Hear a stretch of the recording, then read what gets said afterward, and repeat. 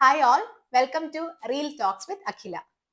പൊന്മാൻ ജ്യോതി ശങ്കറിന്റെ ഡയറക്ടോറിയൽ ഡെബ്യൂവിൽ വിനായക് അജിത് പ്രൊഡ്യൂസ് ചെയ്തിരിക്കുന്ന സിനിമ. പേര് പോലെ തന്നെ പൊന്നിന്റെ പുറകെ പോകുന്ന മാൻ എന്നുള്ള ഒരു ത്രെഡിൽ പോകുന്ന സിനിമയാണ് പൊന്മാൻ. ഒരു കുട്ടി സിനിമ, പക്ഷെന്നുണ്ടെങ്കിൽ നല്ലൊരു അടിപൊളി ഫാമിലി ഡ്രാമ, ഫാമിലി ആയിട്ട് പോയി കാണാൻ പറ്റിയ ഒരു നല്ലൊരു കുഞ്ഞു സിനിമയാണ് പൊന്മാൻ.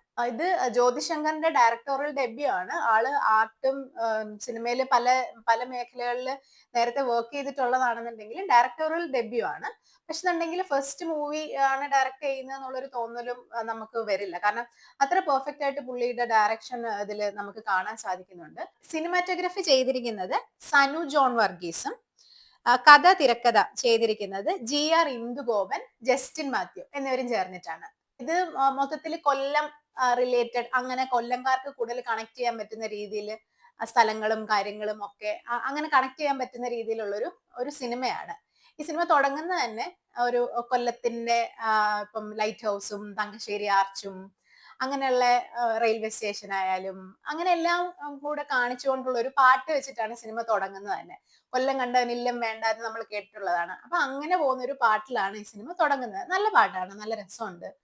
ഞാൻ എന്റെ സ്കൂളിങ്ങും കോളേജും ഒക്കെ കൊല്ലത്ത് ചെയ്തുകൊണ്ട് എനിക്ക് കുറെ കൂടെ അതിലെ സ്ഥലങ്ങള് ആദ്യം ആ പാട്ടിൽ കാണിക്കുന്നൊക്കെ കുറെ കൂടെ നല്ലോണം കണക്ട് ചെയ്യാൻ പറ്റി. എനിക്ക് ഒന്ന് രണ്ട് നല്ല സോങ്സ് ഈ ഇതിന്റെ മൂവിയിൽ അങ്ങനെ എടുത്തു നിൽക്കുന്നതെന്ന് പറയാൻ പറ്റില്ല, എന്നാൽ ഇതിൽ മൂവിയായിട്ട് എഴുതി ചേർന്ന് പോകുന്ന ഒന്ന് രണ്ട് സോങ്സ് ഒക്കെ ഉണ്ട്.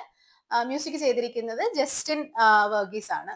നല്ലോണം ചെയ്തിട്ടുണ്ട് മ്യൂസിക്. സിനിമയിലേക്ക് വരുവാണെന്നുണ്ടെങ്കിൽ സ്ത്രീധനമാണ് ശരിക്കും ഇതിന്റെ മെയിൻ കണ്ടന്റ് എന്ന് പറയുന്നത്. സ്ത്രീധനമായിട്ട് ബന്ധപ്പെട്ട രീതിയിലാണ് സിനിമ മുഴുനീളം പോകുന്നത്.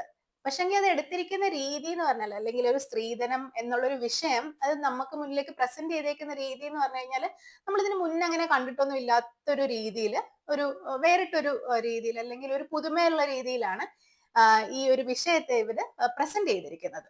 ഇതിൽ ശരിക്കും എടുത്തു പറയേണ്ടതെന്ന് പറയുന്നത് ബേസിലിന്റെയും സജിൻ ഗോപുവിന്റെ അഭിനയം തന്നെയാണ്. അവരുടെ പെർഫോമൻസ് ആണ് ശരിക്കും ഇതില് മുഴുനീളം കൊണ്ടുപോകുന്നത്. അവരുടെ അത്രയും ഒരു നല്ലൊരു എൻഗേജിങ് ആയിട്ടുള്ള പെർഫോമൻസ് തന്നെയാണ്. ബേസില് നമ്മൾ നേരത്തെ കണ്ടിരുന്നതിൽ നിന്നും ഭയങ്കര വ്യത്യസ്തം എന്ന് പറയാൻ പറ്റില്ല എങ്കിൽ പോലും ഒരു ഭയങ്കര എന്താ പറയാ കോമഡി ക്യാരക്ടർ അങ്ങനെയുള്ള ഒരു ക്യാരക്ടർ അല്ല.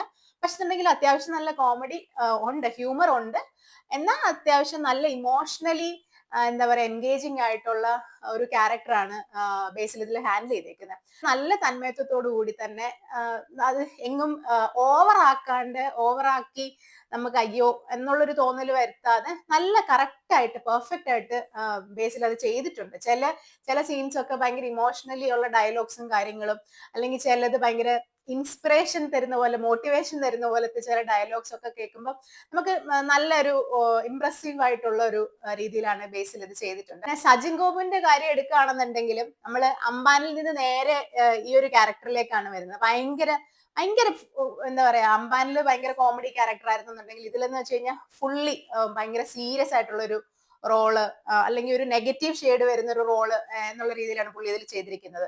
നല്ലോണം സജിനും ഈ റോള് ചെയ്തിട്ടുണ്ട്. ബേസിലും സജിനും കൂടെ ഉള്ള കോമ്പിനേഷൻ സീൻസ് ഒക്കെ ആണെന്നുണ്ടെങ്കിൽ ഭയങ്കര അടിപൊളിയായിട്ട് വന്നിട്ടുണ്ട്. പിന്നെ നായികയായിട്ട് വരുന്നത് ലിജോമോൾ ആണ്. നമ്മൾ ഇതിനു മുന്നും ലിജോമോളുടെ പല സിനിമകളും കണ്ടിട്ടുണ്ട്. ഒരു നാച്ചുറൽ ആയിട്ട് അഭിനയിക്കാൻ കഴിവുള്ള ഒരു ആളാണ് ലിജോമോള്. കഥാപാത്രം ആവശ്യപ്പെടുന്ന മീറ്റർ എന്താണോ അത് അതുപോലെ കൊടുക്കാൻ ലിജോമോൾക്ക് ഇതിൽ സാധിച്ചിട്ടുണ്ട്. ഓവർ എക്സ്പ്രഷൻസ് ഇടാണ്ട്, ഓവർ ഡയലോഗ്സും കാര്യങ്ങളും ഒന്നുമില്ല. അങ്ങനെ നല്ല ഒരു ഫ്ലോയിൽ തന്നെ ലിജോമോൾ ഇതിൽ ചെയ്തിട്ടുണ്ട്. പിന്നെ എടുത്തു പറയേണ്ട ക്യാരക്ടേഴ്സ് ഇതിൽ വരുന്നത് ആനന്ദ് മന്മഥൻ, ലിജോമോളുടെ ബ്രദറായിട്ട് ബ്രൂണോ എന്നുള്ളൊരു ക്യാരക്ടറാണ് ഇതിൽ ചെയ്തിരിക്കുന്നത്. ആളും നല്ലോണം ഹാൻഡിൽ ചെയ്തിട്ടുണ്ട്. പിന്നെ ഉള്ളത് അമ്മ റോൾസ് ഒക്കെ ചെയ്ത രണ്ട് മൂന്ന് ക്യാരക്ടേഴ്സ് ഉണ്ട്.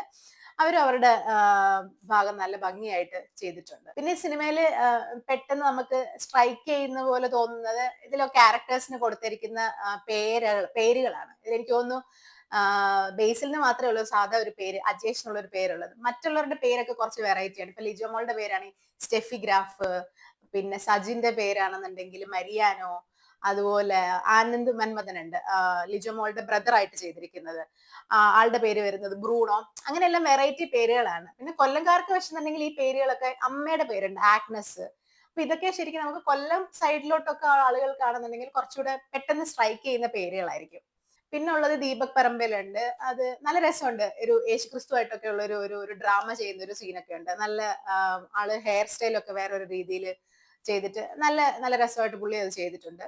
ഇതിന് മുന്നേ നമ്മൾ കണ്ടിട്ടുള്ള ബേസിൽ സിനിമകൾ പോലത്തെ ഒരു കോമഡി എക്സ്പെക്ട് ചെയ്ത് നമ്മൾ പോയാൽ ആ ഒരു ഔട്ട്കം ആയിരിക്കില്ല നമുക്ക് ലഭിക്കുന്നത്.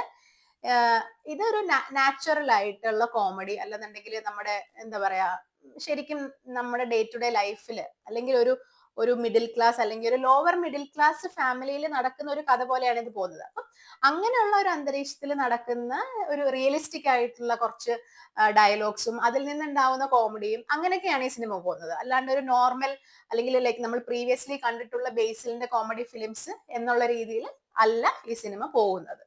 2 2.25 മണിക്കൂറേ ഉള്ളൂ സിനിമ. ഇപ്പം ഇന്റർവെൽ എത്തുമ്പോഴത്തേക്കും പെട്ടെന്ന് ഇന്റർവെൽ എത്തിയ പോലെ നമുക്ക് തോന്നും. അതായത് സിനിമ അങ്ങനെ എങ്ങനെ ലാഗ് ഇല്ലാണ്ട് നല്ല ഫാസ്റ്റ് ആയിട്ട്, എന്നാൽ നമ്മൾക്ക് എൻഗേജിങ് ആയിട്ട് കൊണ്ടുപോകുന്ന രീതിയിലാണ് സിനിമ മൊത്തത്തിൽ പോയേക്കുന്നത്. നമുക്ക് എങ്ങും ബോറടിക്കാണ്ട് ഒരു 2 മണിക്കൂർ കണ്ടിരിക്കാൻ, 2 2.25 മണിക്കൂർ കണ്ടിരിക്കാൻ പറ്റിയ ഒരു ഫാമിലി, ഒരു കുട്ടി, ഒരു കുഞ്ഞു സിനിമ, എന്നാൽ വളരെ സിമ്പിൾ ആയിട്ട് എടുത്തേക്കുന്ന നല്ലൊരു സിനിമയാണ് പൊന്മാൻ. എനിക്ക് പേഴ്സണലി ഈ സിനിമ നല്ലോണം വർക്കായി. എനിക്ക് നല്ലോണം സിനിമ ഇഷ്ടപ്പെട്ടു. ഫാമിലി ആയിട്ട് പോയി കണ്ടാൽ എല്ലാവർക്കും ഇഷ്ടപ്പെടുന്ന ഒരു സിനിമയായിട്ട് തന്നെയാണ് എനിക്ക് തോന്നുന്നത്. ഇതാണ് എന്റെ അഭിപ്രായം. എല്ലാരും സിനിമ പോയി കാണുക. That's it. Thank you. Signing off.